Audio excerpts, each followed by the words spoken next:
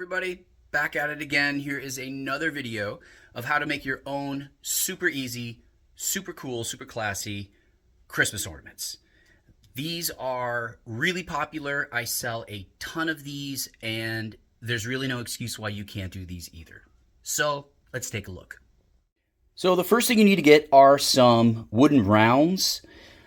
These are super cheap. You can get them off Amazon. They come with a pre-drilled hole, which I guess is kind of nice if you like to use twine or something like that to hang them from. These, on the other hand, are super high quality. They're really, really nice. I get these off Etsy, and there's a few people that sell them in boxes of 50. Now, they're $50, which may sound expensive. However, if you sell 4 or 5 of these, then you've basically paid for the whole entire box.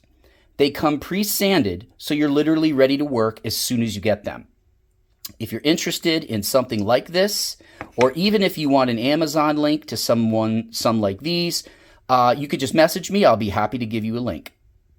Next thing you want to do is you want to figure out how are you going to color them. Are you going to use acrylic paints like this? Or do you want to use wood stain, which I prefer to use with pretty much all of my Christmas ornaments. Now, this can right here is about $15 or $16. I use this in a lot of my artwork. I don't just buy a whole thing of this to do Christmas ornaments. This stuff is pretty cool because you can get this stuff off Amazon.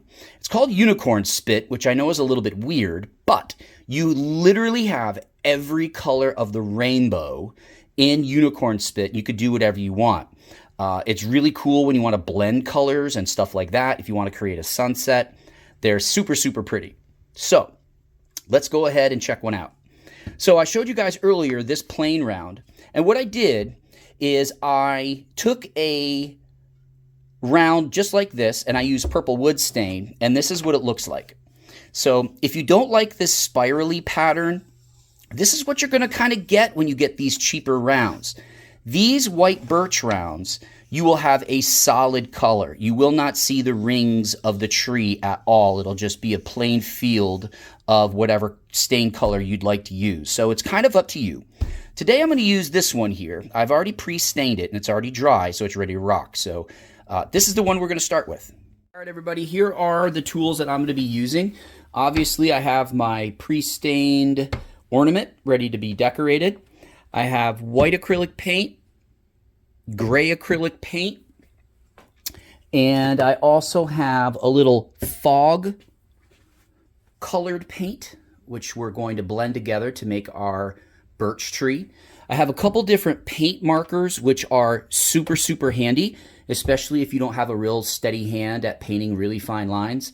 I also wanted to show you guys some of these Q-tips. I got these off Amazon in a box of 500. One side is what the typical Q-tip looks like, but the other side has this little point. This actually can be really handy when you're painting anything with acrylics and even with watercolor.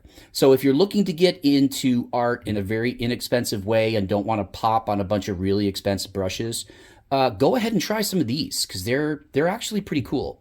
All right, so let's go ahead and show the next step. Next step is painter's tape. So this painter's tape, and it doesn't have to be this thick, but this is about 1.5 inches. And I want to show you exactly what I'm going to do with this because this is what's going to create the outline of our birch tree. Now, if you saw the table video that I did, you're already familiar with this, but I didn't really show you how I went ahead and how I did it. Obviously, this is not rocket science, but I wanted to show you guys. So I'm going to take a piece that's obviously a little bit longer than our birch round. Or our pine round. This, I think, one is pine. And what I'm going to do is I'm going to start slowly ripping right down the middle. And I want to try to keep the line pretty much as steady as it possibly can be. So I'm going to go ahead and put our tape right here. And just like I showed on the other video, I'm going to make the bottom just a little bit thicker than the top, so it gives it that more natural look. Now, The reason why I do ripping this tape, which definitely takes a little bit of practice, is this looks a lot more authentic to what a tree looks like. It looks a little bit more vintage, a little bit more cottagey. You don't want to use straight lines on the other side of the tape because that looks fake. It looks like a stripe. Trees are not really stripes unless you want to do something, you know, more progressive as far as painting goes. I like to keep my stuff kind of natural. So this is what I'm going to do. And I'm going to take a brush, and this is just a little 1/2-inch brush. And you can use a palette, but since I'm in my work shop, I really don't use palettes. They're kind of a waste of my time. So I'm going to take this, and very simply, I'm just going to paint right in the area between the tape.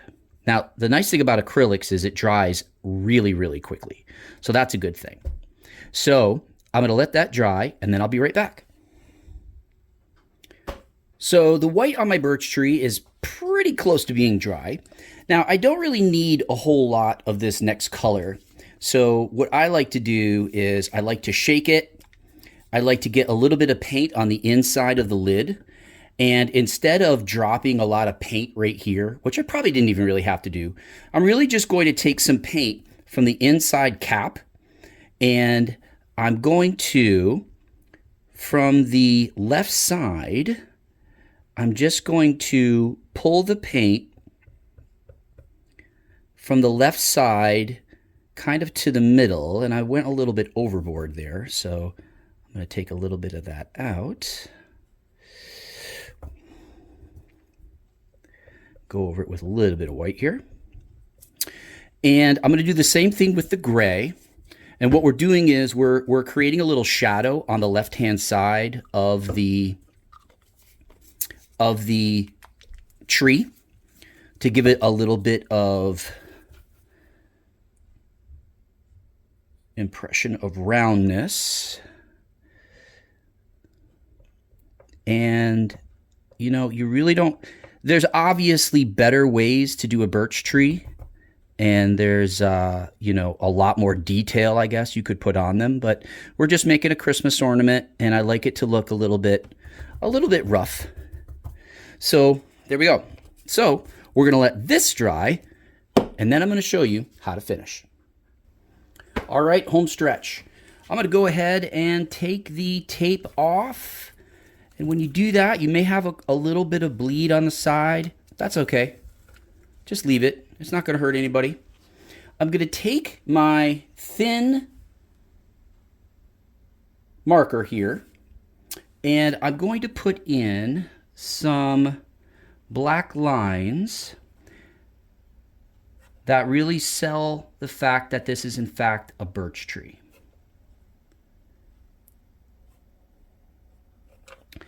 And then a lot of times they have some little tiny holes in there, and that just kind of alleviates some negative space. Just like that. So I'm also going to put in a little bit of moon. So I'm going to use one of my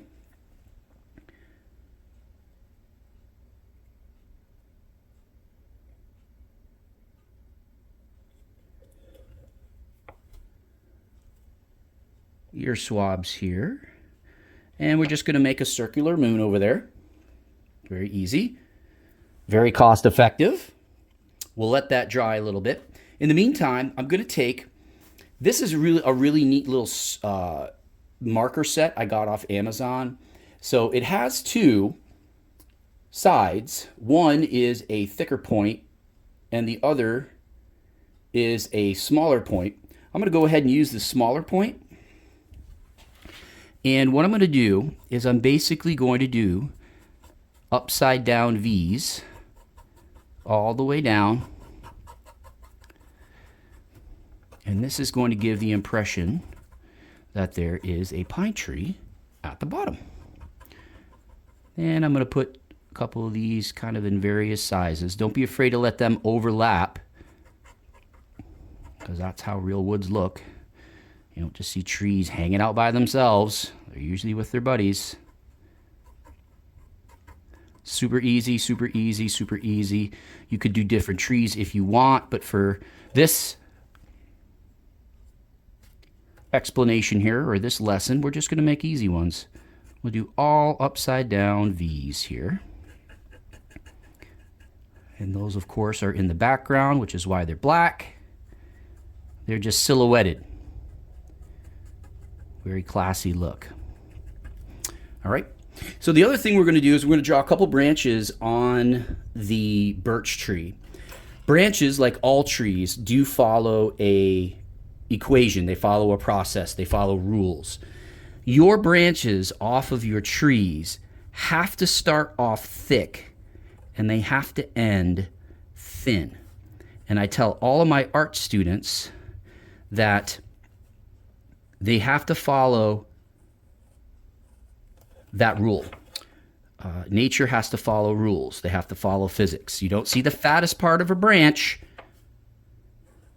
at the end of it. You see it where it meets the tree. Now, they may not be super fat, but they definitely follow that prescription. So I'm going to take this really thin one, and I'm just going to make the finer branches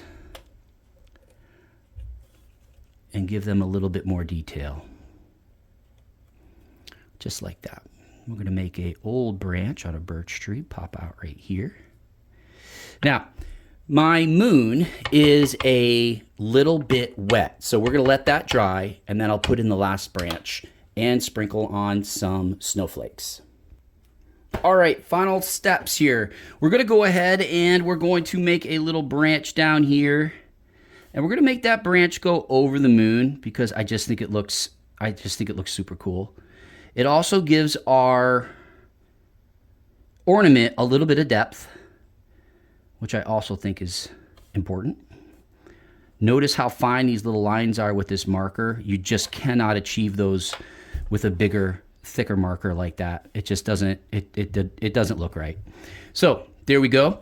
If you want to get even more detail with it, we can put some birds flying in the background. I put these in almost everything that I do. Just fills up that negative space. Now, the next thing I want to show you guys is this little wire brush. You don't need this wire brush. You actually can use an old, stiffer, kind of like maybe a hard bristled toothbrush. You do not want to use this as a toothbrush. You will be in the hospital or the dentist quicker than you can shake a stick. So I still have a little bit of paint left here. I'm going to go ahead, swirl that around, dab it. Get some of the big globs off. You don't want any big globs in there. And then you're going to pick it up and you're just going to flick it. And now you have snowflakes. So a lot of these bigger globs, I'm going to wait for some of those to dry. And then I'm going to use this little tool right here to scrape them away. And then you won't see those big globs. So I didn't really get enough paint off of there like I should, but this is a great way to create some snow. Toothbrush probably does the same. All right, there you go. Now just put a hanger on it or a piece of twine and you have your Christmas ornament finished. And here is the finished product. Absolutely perfect. You can probably sell these from $10 to $15 easy. Great way to give personal presents to your friends. And I have my logo on the back, so that looks fancy pants. But now you know how to make Christmas ornaments.